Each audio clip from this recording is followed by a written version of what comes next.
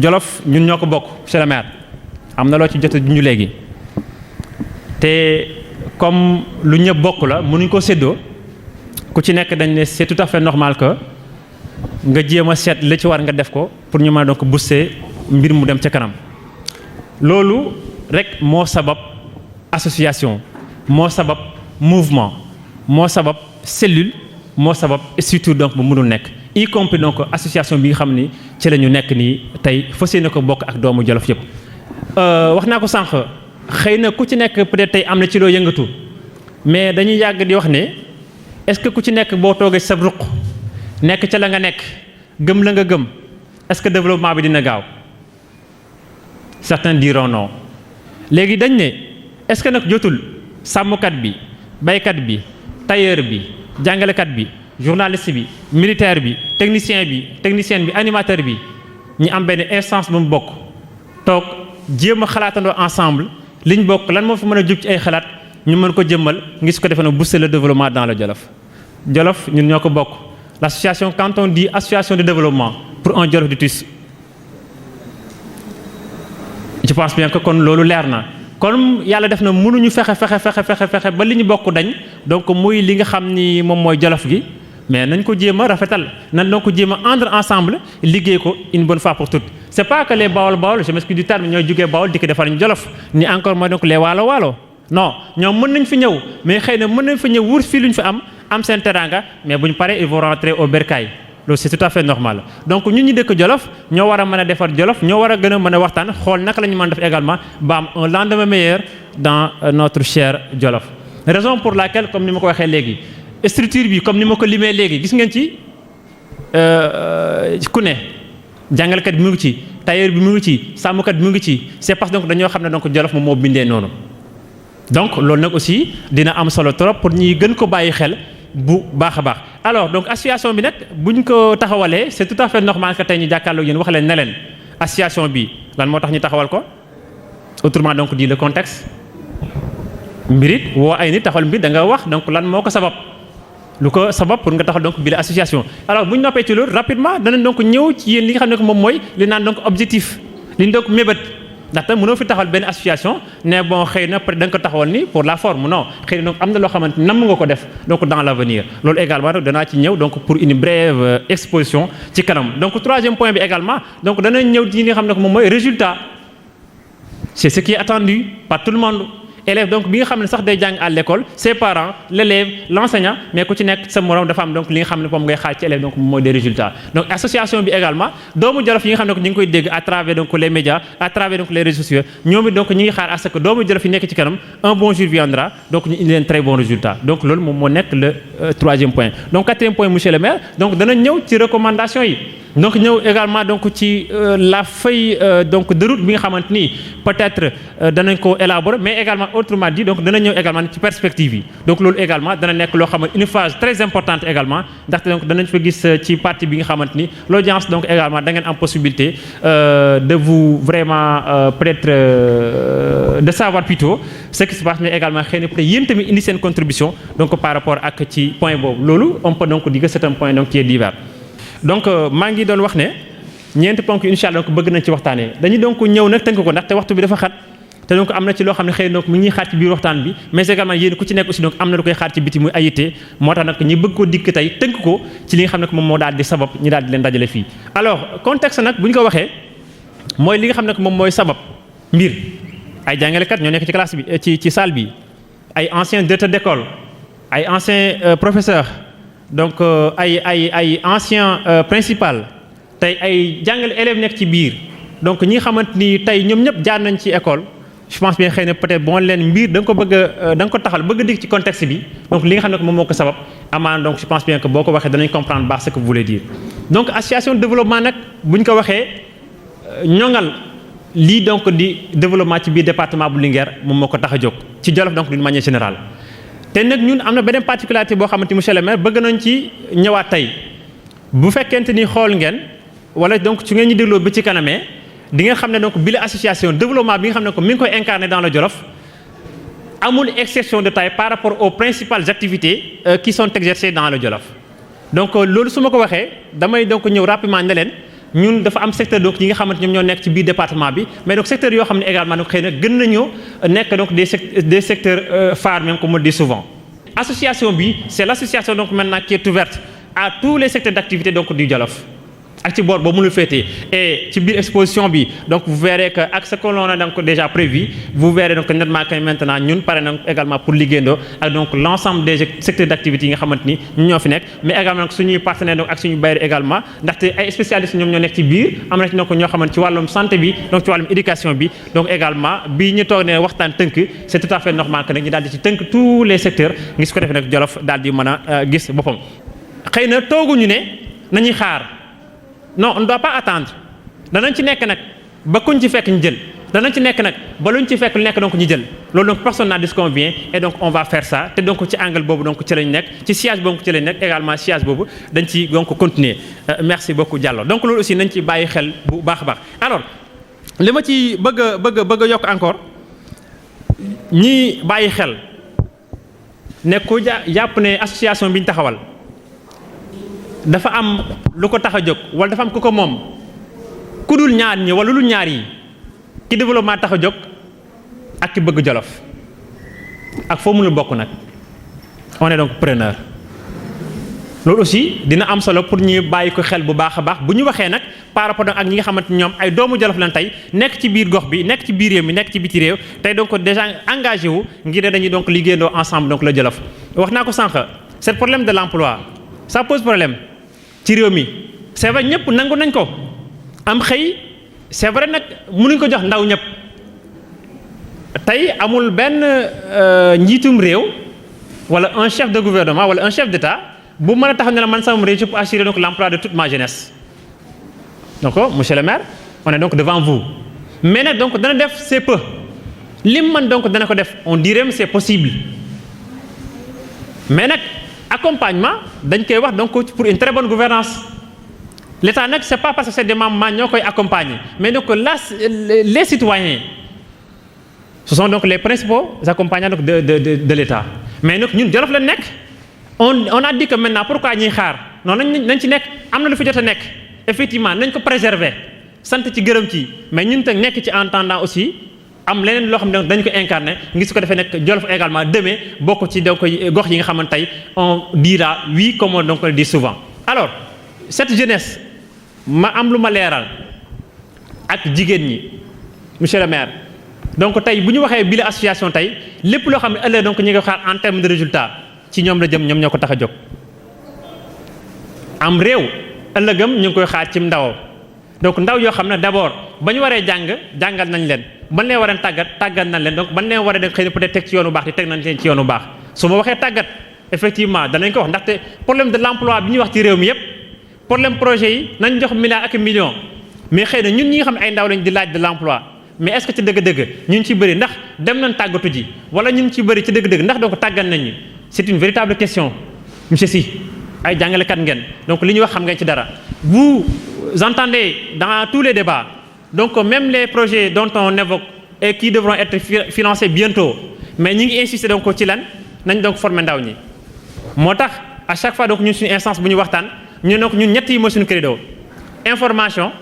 formation et insertion ndaw bi ndax bu xamul monsieur le maire mais boo ko joxoon ay milliards day naaw du xam fu mu jëm du xam fan lay jaar mais donc bu fekkente ni xam na informé na ba mu xam donc mais da nga koy tàggat bi nag comme li ma ko waxee ci état nguuru Sénégal ci la njëkk ndax lam may mën donc ci wàllum emploi donc lam donc am ci centre de formation la ko ci donc may ci charte ñu koy def ma nga ca donc recruter le maximum de jeunes dans l'ensemble donc de ces instances yóbbu leen fa mais nag comme ñun ñëpp mënuñoo dem ci bureau ya comme ñun ñëpp donc mënuñoo dem donc liggéey donc dans les plus grandes instances mais lan moo ci des ñu toog waxtaan lan moo ci des donc ñu toog xool Jolof gii yan donc secteur donc la ñu war a également donc gën a peaufiner ngi su ko defee donc mën caa lancé wu ñun raison pour laquelle donc on a dit que li fi jot a am ñi ñu jot a recaser loolu Dieu merci on dira alhamdulillah mais donc l'association avec ses partenaires l'association donc avec ses bailleurs c'est une association déjà donc qui est prête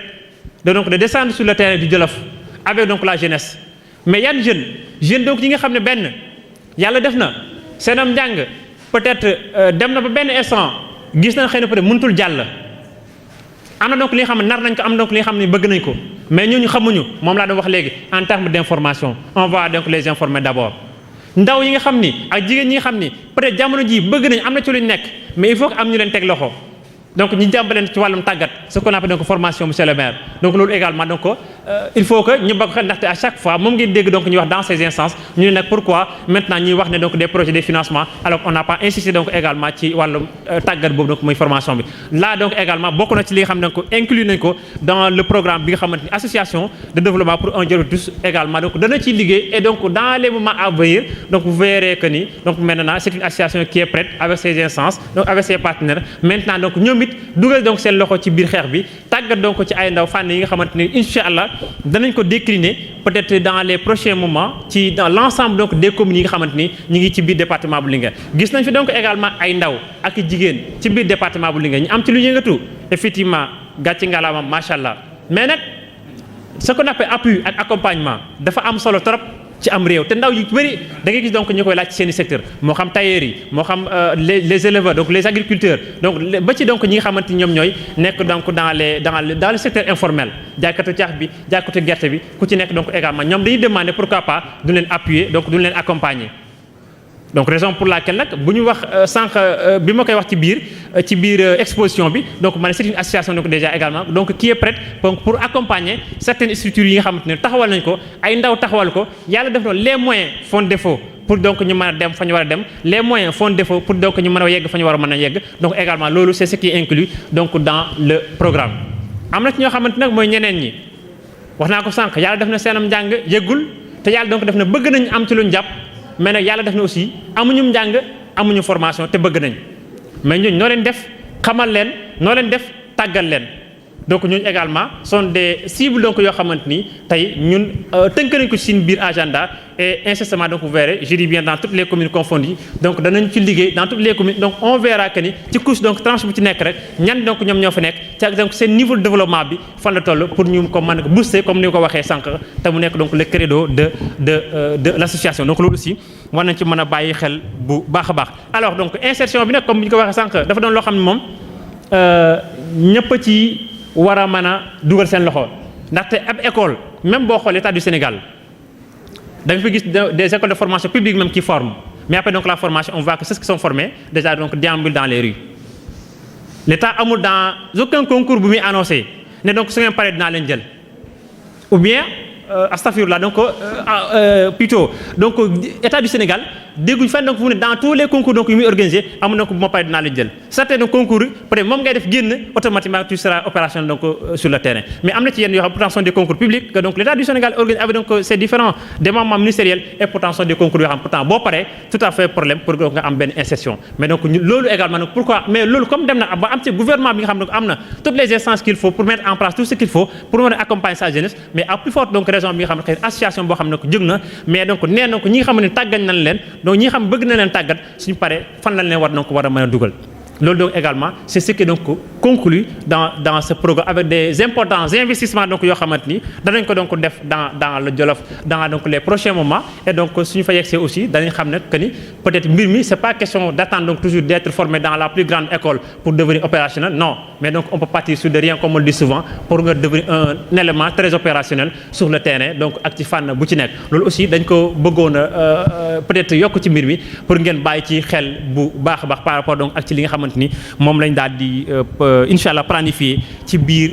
programme bi nga xam ne donc association bi tënk na ko ci biir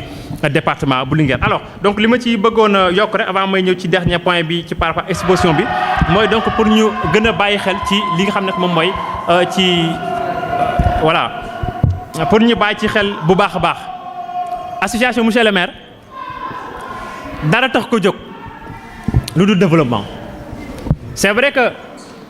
ñenn ñi mën nañ gis mu jóg ak ku ci nekk na nga xalaatee waaye gars yi ndax politique yëkkatiwu leen gars yi ndax amuñu boot seen ginnaaw mais damay wax koo gis muy dox ci kaw suuf monsieur le maire am na lu ko yëkkati fii koo gis muy dox am na lu ko yëkkati ndax Ousseynou Ndaw xam nga lu ko yëkkati ndax Awa Gadji xam nga ko lu ko yëkkati ndax Penda Dia xam nga lu ko yëkkati voilà donc la véritable question mais koo gis am na lu ko yëkkati mais ñun nag am na lu ñu yëkkati mooy lan donc développement c'est à préciser cette association est une association apolitique pour donc ñi leeral on prône le développement on prend quoi? Donc une politique de développement. Képp koo xam nag doomu Jolof nga pare donc pour proposer une très bonne politique de développement on est prêt donc de vous accompagner et qui que vous soyez. ndaxte damay dégg fa la ñu wax ne quand on parle un politicien ñu ne acca baal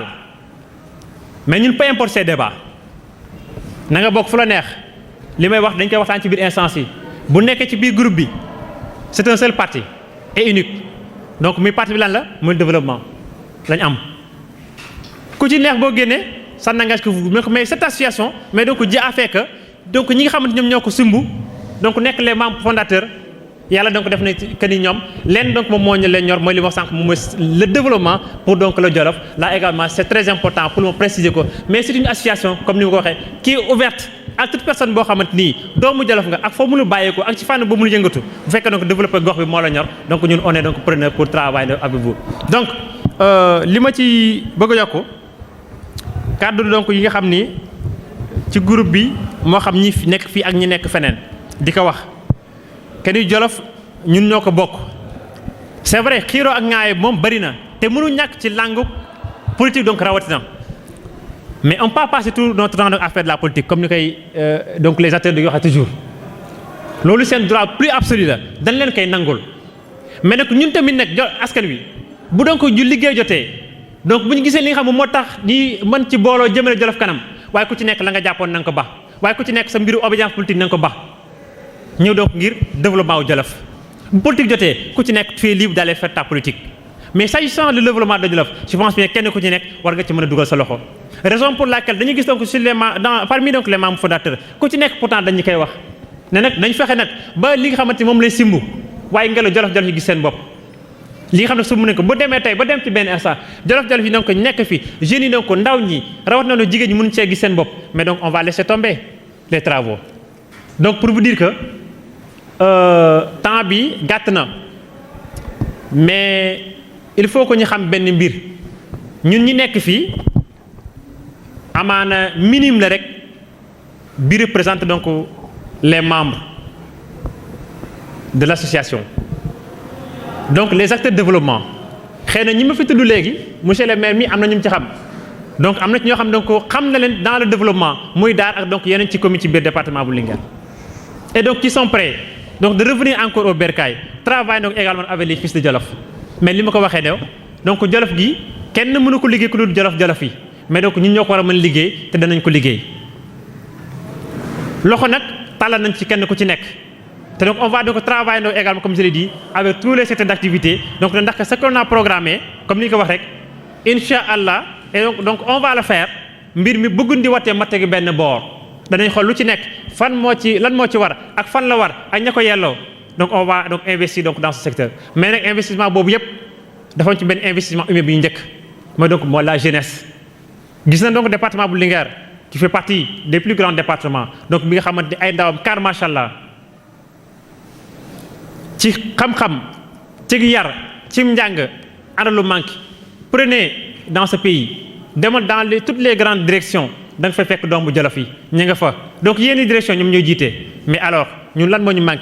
les potentialités sont là les potentiels sont là mais ni ma ko waxee sànq on a peut-être xëy na parfois on n'a pas suffisamment de très bonnes donc politique de beaucoup de politique de développement xëy na donc lañ fi amul pour ne pas dire on n'a pas donc de très bonnes politiques de développement xëy na loolu bu ñu ko waxee on va donc xëy na peut-être pointer du doigt à certaines personnes qui œuvrent depuis lors pour donc le développement de Jolof loolu aussi donc bëggoon naa ko préciser pour ñu bàyyi ko xel bu baax a baax association bi taxaw na judd na comme ne doom ju bees la c'est donc tout à fait normal que donc tey ñu indi ko donc présenter ko askan wi donc ngeen mën ko xam dans les jours à venir on va donc mettre en place donc benn bureau à travers donc benn assemblée générale boo xamante ni donc dañ koy mettre ici je pense bien que donc lii tey laa bëggoon donc ñu partager ndoo ko ensemble donc que ni liggéey bi déjà donc présent donc retenir ko door nañ ko te donc bu ñu paree fii donc on sera sur le terrain donc devenir maintenant donc des éléments opérationnels je pense bien que le temps file vite xëy na peut-être dafa xaw a tàng donc ñi yéex a donc démarrer moo tax peut-être li ci ëpp donc ci biir programme bi amaana donc mënuñ ci donc dikk na mu gën a yaatoo raison pour laquelle ci biir ñu joyante ko rek tënk donc les points essentiels ngeen mën a xam donc lan moo tax tey ngeen ñëw fi donc lan moo leen di xaar ci ñun mais donc également nag lan moo tax a jóg association bi ñan ñoo ko tax a jóg pour xëy na su ngeen jógee fii ngeen mën a takkuwaat nag gën a donc encore jege association bi donc mu doon association bon qui est ouverte donc à tout le monde mais également qui est prête de vous accompagner.